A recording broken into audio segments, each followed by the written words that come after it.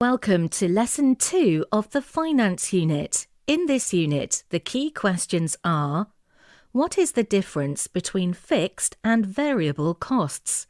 What is the calculation for revenue, cost and profit? How do I calculate the average rate of return? These are the key terms. Read through them carefully. Fixed costs, variable costs, profit, loss, rate of return. A business can work out what volume of sales it needs to achieve to cover its costs. This is known as the break-even point. Task: pause the video. Make a list of the main objectives for a startup business.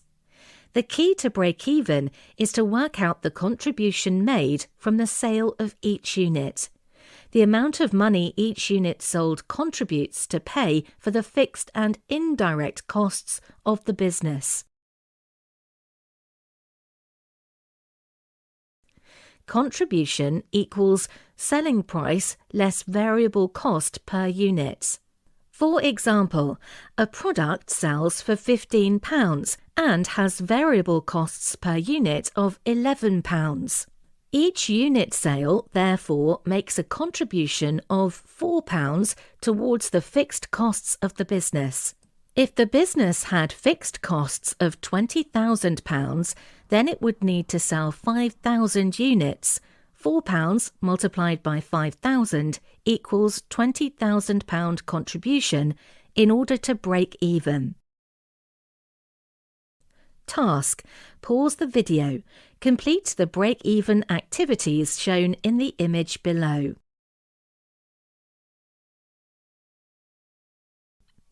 The margin of safety is the difference between the number of units of planned or actual sales and the number of units of sales at break-even point.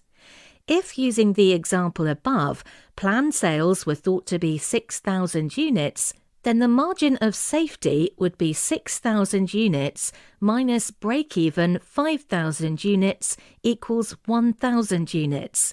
The business would be able to sell 1,000 less than planned before they were in danger of making a loss. A break-even chart plots the sales revenue, different costs, and helps identify the break-even point and margin of safety. So, how do you draw a break-even chart? To draw a chart, the following steps need to be followed. 1. Label the vertical axis sales and costs in pounds. 2. Label the horizontal axis sales, production, units. 3. On another piece of paper, sketch the scales that you want to use given the data. Then use this plan on the chart. 4. Plot any 2 points from the sales revenue data for the sales revenue line and then draw a straight line for sales revenue. Assumes that the price per unit does not change. If the information is not given for sales revenue, then work out 2 points, for example, for 1,000 units sold and 1,500 units sold. The start of the line should be through the origin, where the axes meet. 5. Draw a horizontal line for total fixed costs, starting at the point on the vertical axis at the level of costs. 6. At the same starting point, it is possible to draw the total costs line.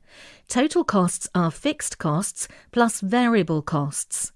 Work out what the total costs are for, say, 1,000 units and 1,500 units. Then draw the straight line, starting at the same point as the fixed cost started, and then through the 2 plotted points. 7.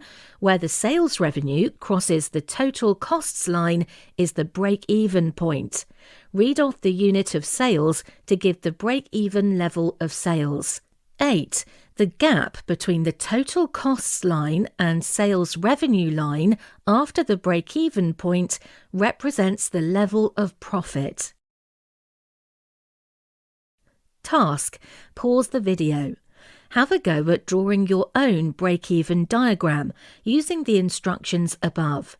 Imagine your fixed costs are £100 per week, variable costs are £3 and selling price is £5.